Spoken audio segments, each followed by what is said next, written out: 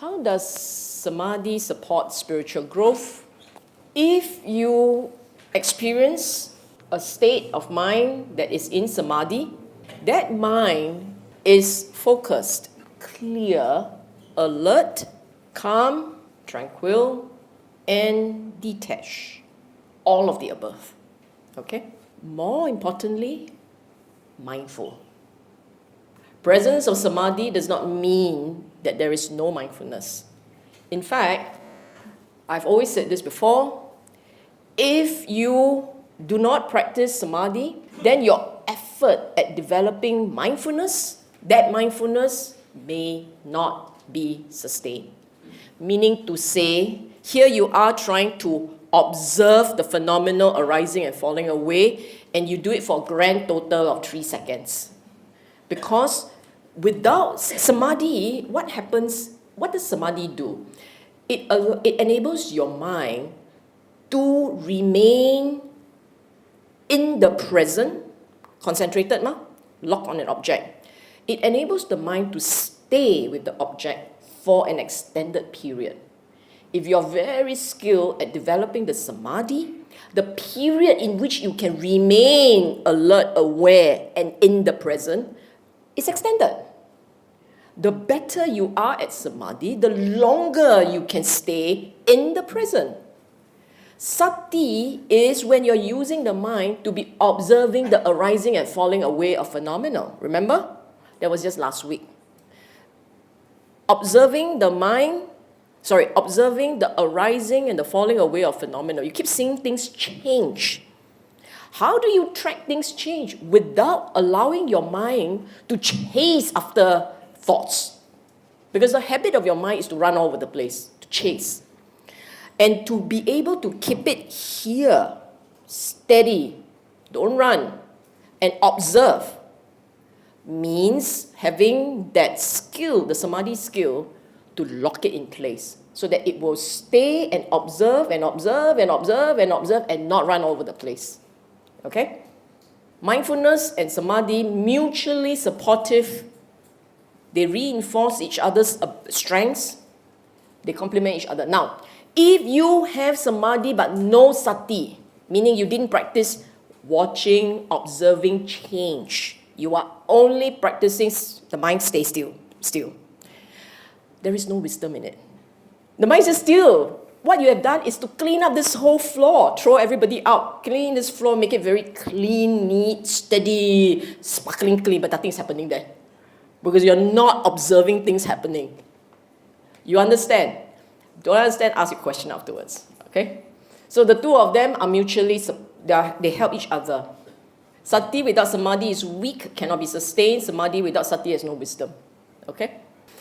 Together, they lead to a mind that is elevated, clear, sharp, detached, and able to see itself as it is. The word we are interested in is this one. Seeing the mind as it is. I have said before,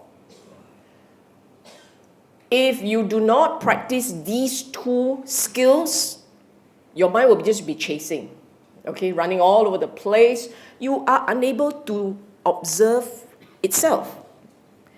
If you develop these two skills, it will then begin to spot itself. Spot the mind, spot the moment when the mind is paying attention. It spot that moment. But if you have no panya, which was a few weeks back, if you have no panya, you can spot the mind, but you don't know what you're seeing. So you spot the mind, you go, similai. You see what I'm saying? That's why they are all needed. The panya is a store of knowledge and understanding that tells you these are the phenomena you should be looking out for. Understand this is the nature of the mind. That's panya. Sati and Samadhi enables you to see it, to observe it, to catch it, to spot it, to know what's going on. All of them together make it possible for you to realize Dhamma. Okay? Now comes the $1 million question. Is jhana absolutely necessary for stream entry? Okay. Yes or no? Who say no? Kakak 来啦, okay. Who say yes? Okay. Who say I don't know? Who say I don't care? One must not assume, right? You cannot assume that everybody cares, right? Okay. Sama Samadhi is one of 8 steps and clearly indicated as a prerequisite mental factors for enlightenment. Okay? This one says, we talk about Nibbana. Yet, in the time of the Buddha, we know that there were many lay people who had entered the stream while listening to his talks. They were not in meditation, let alone in jhana. Now I've established that meditation doesn't automatically, samadhi doesn't automatically means jhana. Sama samadhi requires jhana, okay? But just simple, plain samadhi is not necessarily a state of being in jhana. So these guys were not even meditating, let alone in jhana. So they were entering streams like that. Is there a contradiction?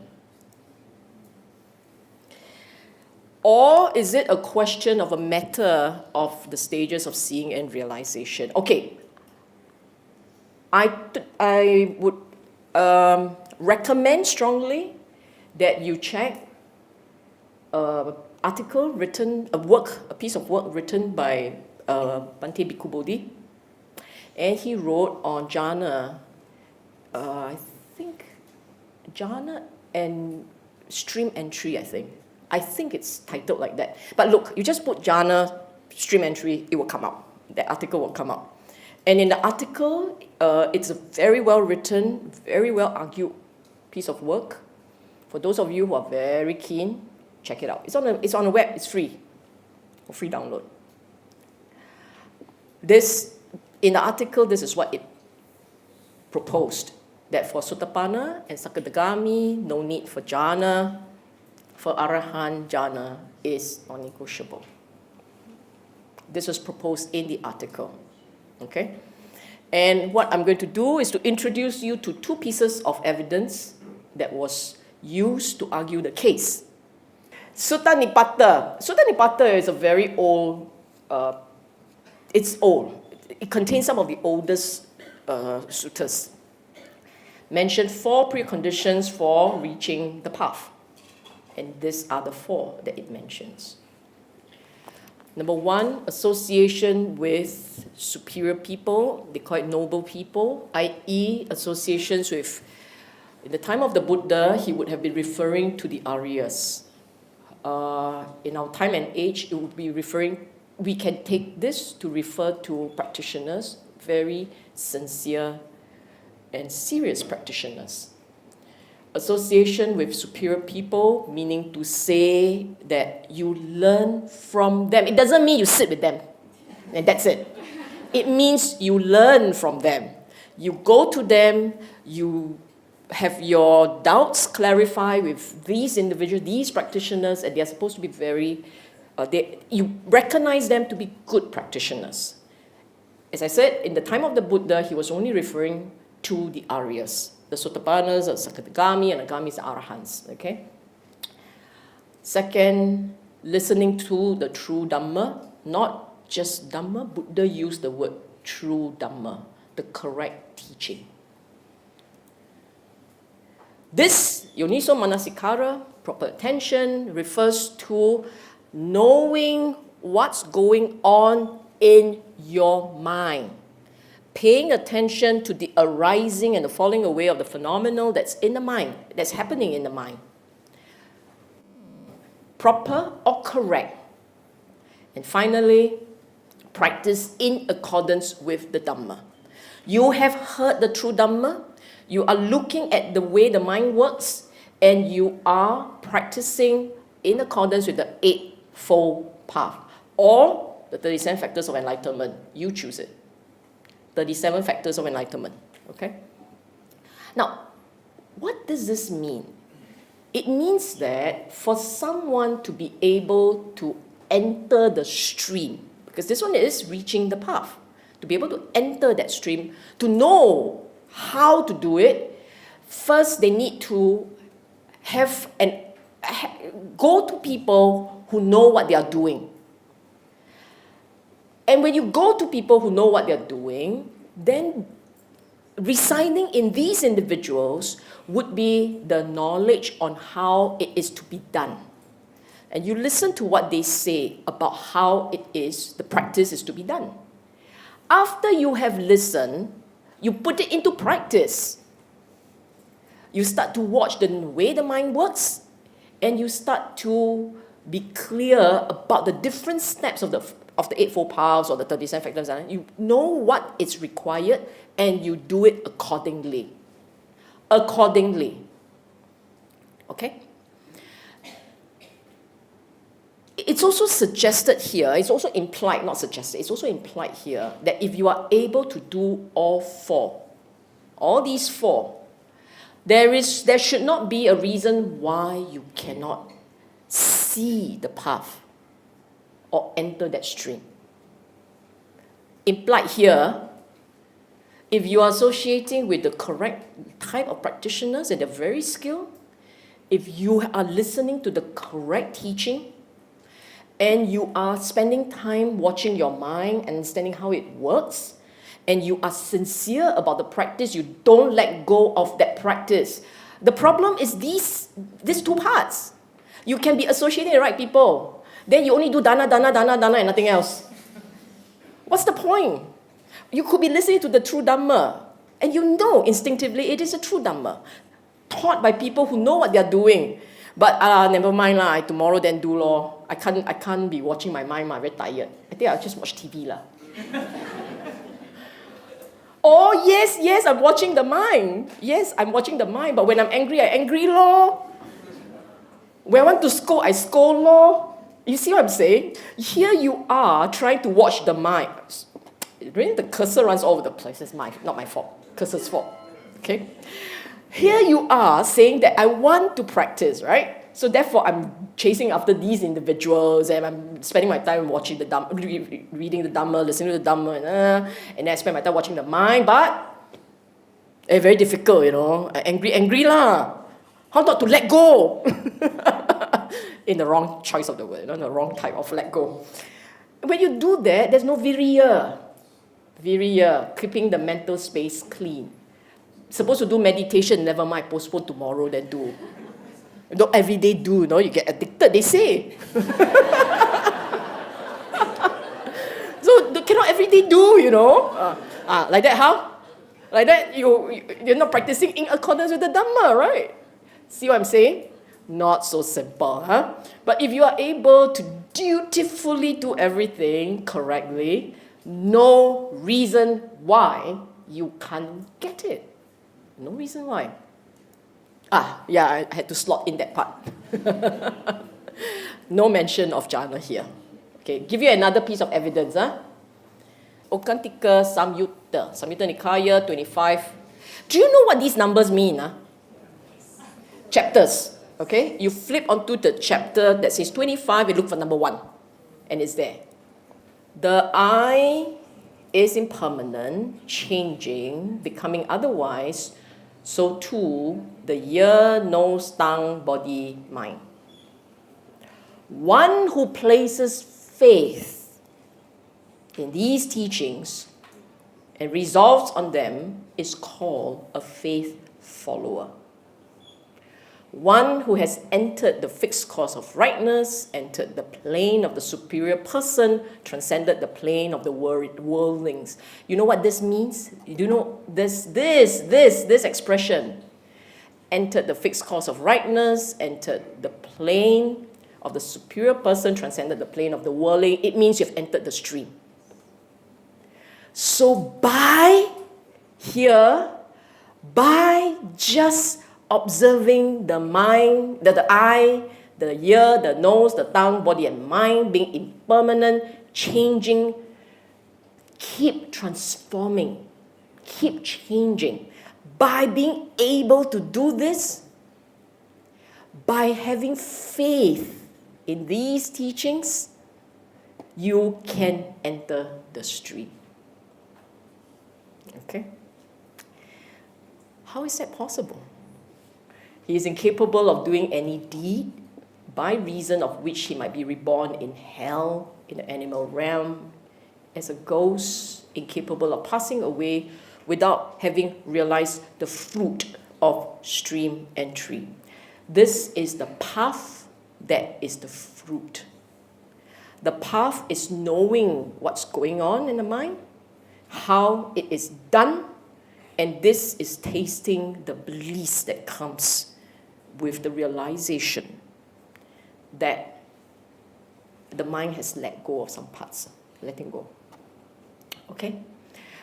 This is a faith follower, one for whom these teachings are accepted after being pondered to a sufficient degree with wisdom is called a Dhamma follower.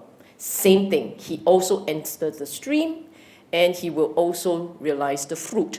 Therefore, two types. There's a faith follower, Saddha, faith follower, and there is a Dhamma follower. What do we mean? Do you understand what is said here? Conceptually. What it means is this, okay? Who is a faith follower? Let me explain. These people, when they were in the presence of the Buddha, they listened to his talk. Their heart is so moved. They were so happy. The mind became so still. Still, not jhana. The mind became still. So there was some degree of samadhi. They were so happy. The mind becomes still. The mind is open. It is light. Whatever he said, they just accept it. He says the I is impermanent. Whatever visual experience you have comes and goes, and they just accept it. The moment the mind sees it and accepts it like that, what happens to the mind? The next thing the mind says is, then why am I holding on? What is there to hold on? So the mind drops. The mind let go of clinging. Clinging to taste, clinging to I. Because if everything keeps changing, where's the I? It will hit their mind. So the joy of being in the presence of the Buddha, listening to his talk, it explodes literally. And then they became so happy. They feel the sense of what it feels like to let go is the bliss of letting go. They are so delighted. At that point, the mind switch. These guys are faith follower. Exactly as he said let go, they let go. Okay? Because if you remember, the 5 gradual teaching, it starts with dana, then it goes into sila, right? And it goes into sagga, which is heaven. And then it goes into the danger of being attached. And the 5th one is the joy of moderation, i.e. let go. At that point is when they enter the stream, because they let go. And they listen to exactly as he said it. In this time and age, we can't do it. We don't get so joyous. No Buddha make us so happy. We only see statue. we don't get the oomph effect. And for the ones who couldn't just listen to what he said and do it as he said, for the ones who couldn't do it, what do? They need to think about it. Therefore, pondered to a sufficient degree with wisdom, they have to think about it. They have to reflect. They have to review and revise what he taught. And then they got it. So for these, they are the student. They have to Dhamma follow. It's the Dhamma that got them through, not the Buddha that got them through. Okay? In this time and age, because we don't have the Buddha to do it this way for us, we have to do it this way. We have to reflect, we have to think, we have to feel, understand what it means. And then when we get it, when we finally get it, we got it. Then we enter the stream. Okay? And once you enter the stream, what it means is, this part means you got it, okay? Once you understand, you enter that stream. And then it means that you now will not make choices. You wouldn't make choices that will lead you to the lower planes. It's choices. Your actions, the mind wouldn't pick that choice. Why is that so? Why is it that you enter that stream, you wouldn't make choices that will lead you down? Because the main thing about entering that stream is knowing how to let go of that I and the clinging to things. You diminished it to a significant degree. You have already diminished to a significant degree your clinging on to the mundane things. Are you then now going to stab somebody because he parked in your lot? No, right? You have already let go significantly of the I. You're beginning to see it as change. So you're not clinging on so much. If you're not clinging on so much, why would you be picking fight everywhere? Why would you be upset and you still have your temper, you still come and go, but why would you react in the manner that you might have because you were so attached to the ego and to the I? The less attached you are, the more, the calmer you will be, right? The less attached you are, the less agitated you will be. It's something that you understand. You think about it. Do you remember a time, think back yourself, not someone else, do you remember a time when everything matters, when ego was everything? Someone says something and you want to fight, is it? Yeah, your mind goes like that. Do you remember that? Or maybe you don't, you don't have, but maybe you have, someone else had, you know that, okay? That time, why was it you behaved that way and today you behave differently? Why? What has changed? You are still you. What has changed is wisdom, is knowledge, is understanding, is realization, is practice. That has changed. So you think about pushing it to the logical conclusion, to a point when you begin to realize that all that you're holding to are thought construction. Thought constructions, I. And you start to begin to realize that you are capable of being even more forgiving, being nicer, being more chin-chai, and so on and so forth. So push it even further and you reach a point where you don't hold on so much lah.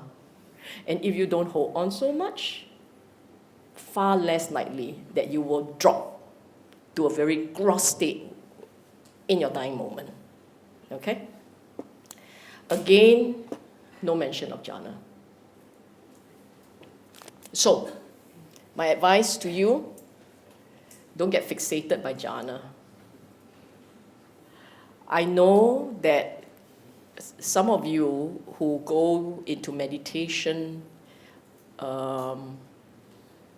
especially when you go on a long retreat, especially when you hear people talking about jhanas, that's when you consider that the crown jewel, capping a very successful spiritual career. So that becomes the goal. What do you call it? The platinum card, that you must have. Having that desire in itself is a lot of dukkha. Okay? For those of you who have gone on retreat, what you should do when you are in a retreat is to tell yourself, this 1 week, 10 days is a chance for me to spend my time observing the mind. I don't have this opportunity in a daily life. I've got too much things to have to worry about. In a retreat, someone handles my food. All I need to do is worry about whether or not they are serving it on time. But other than that, It's going to be at the table, right? Some of you don't even have to worry about washing up. How nice. So tell yourself, someone else is worrying about maintaining your form. You only have to worry about maintaining your mind. Okay? For the purpose of walking this path as a lay practitioner, I think it's good enough to develop the discipline to sit regularly, learn to focus the mind so that you are in touch with quiet and calm. I think it's good enough. Okay? Seek nothing. Okay, let me explain this a little more. Many of us, or not many of us, some of you go to the gym and then you do your exercises and all right. You don't set very high bars, do you? Spend half your time going, I must lift don't know how many kilos. You don't do that. Why is it when you do meditation, that you set high bars for yourself? I must hit the fourth jhana. You mean not four? Got eight. Must hit the 8 jhanas. Gosh, it took me so long to get to the 1. Whenever am I going to hit 8? No need. Actually, separately, if you can hit 1, you can hit enlightenment already. If you can hit 1, it's enlightenment already. And we're talking about arahan, not stream entry. Buddha said, if you can let go completely while you are in the first jhana, it's done. But if you can't, you go up to the second and you try to let go. But if you can't, you go up to the third. So you keep going higher and higher to hope that you can let it go at some point eventually, So, that concludes the talk on Samadhi. It's a relatively short one.